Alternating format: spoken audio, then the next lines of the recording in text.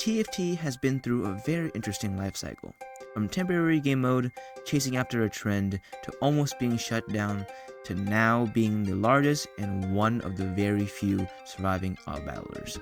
And with the most recent set being its 10th, with many more to come, TFT has gone through a lot. I love this game to death, and I continue to pray for its prosperity. With that being said though, not all parts of TFT's history are created equal. It's had its very high highs and its depressing lows. And after Set 6, there really hasn't been another set that has been unanimously praised. Set 7 had dragons, and Set 9 had legends, which are can of worms we never want to open again. While Set 8 had hero augments, which from a casual perspective was really fun to play with, but from a competitive perspective was terrible to play with. So, after 6 sets including mid sets, how does Set 10 compare with its predecessors?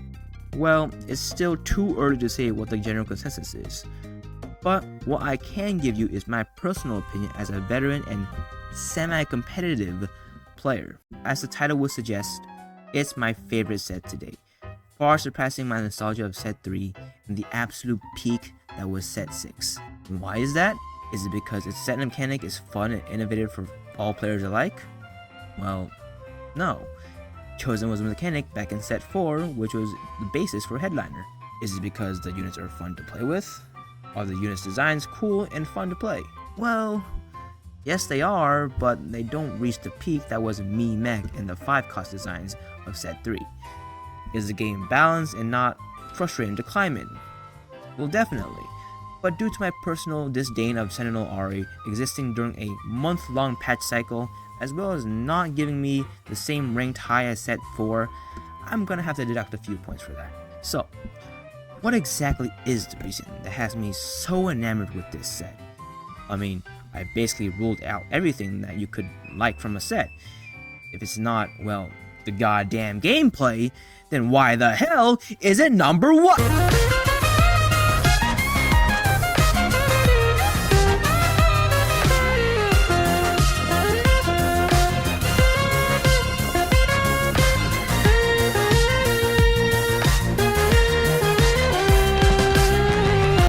Yep, you saw the thumbnail. It's the music of this set that makes it for me. If you see my last video, and I really have to thank you guys for the 1,000 views, I had a lot of fun reading all your comments, then you'll know that I like my video game music. Maybe a bit too much. Don't get me wrong. The design and balance team have done a great job with the set so far, and it's probably the most fun I've had since Set 6. But no matter how good the balance may be, when it comes to the rank grind, there will always be some frustration that will appear. All it takes is one bad game, and I'm performing the greatest K3 Soju impression of my life. But it's thanks to the music that I don't go completely off the deep end. Not saying that Mort and his team don't deserve any praise for the amazing work on the set so far, but I really wanted to show my appreciation for the music team this time around. And what better way to show that appreciation than to put my opinions on blast in the worst way possible through a tier list, baby! I'll be bringing every trade-specific soundtrack from my least favorite to the undisputed best track that I would 20 out of 20 if I could. S is obviously for the best of the best, and F is for the garbage. Actually, scratch that.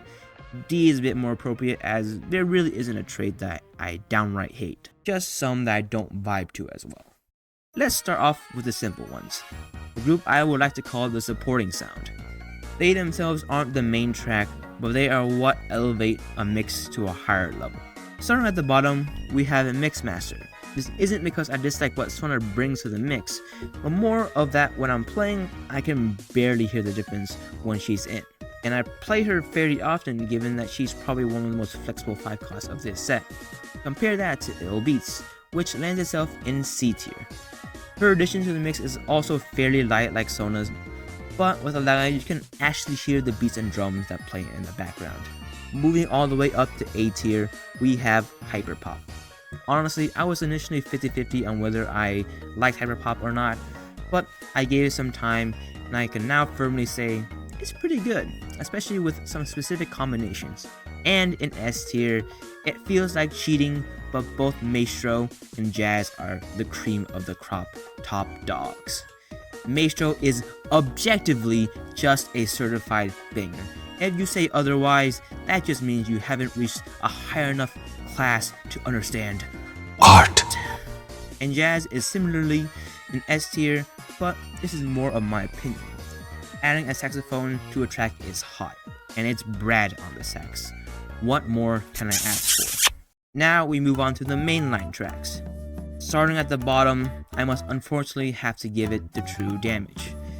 In-game, it's pretty low energy and down to the earth, which isn't a bad thing, but compared to every other track, it doesn't give me that kick I need.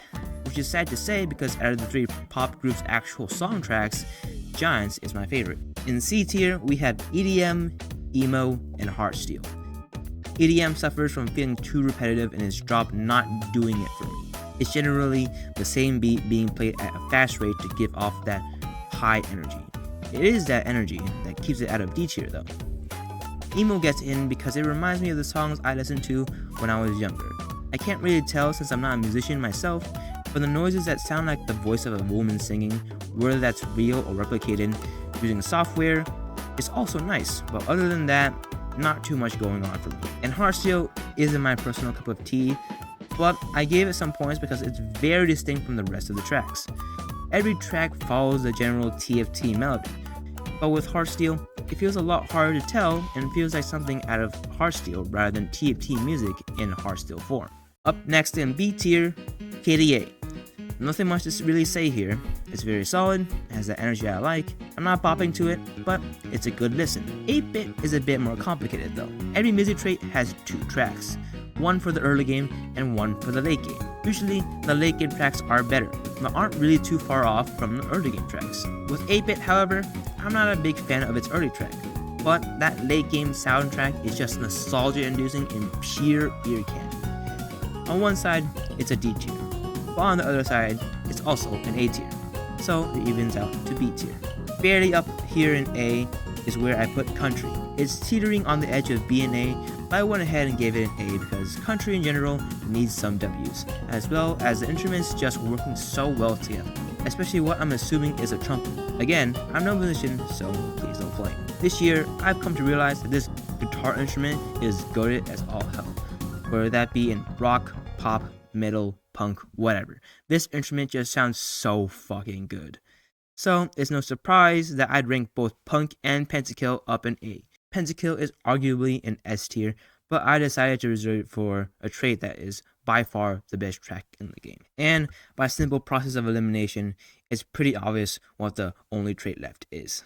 Disco doesn't go into S tier. It's better than S tier, baby. Disco is peak. Add jazz and hyperpop, and you got a god tier music. Fuck it, we move Pentakill up while we're at it. I love you, TFT music team. Keep fucking cooking.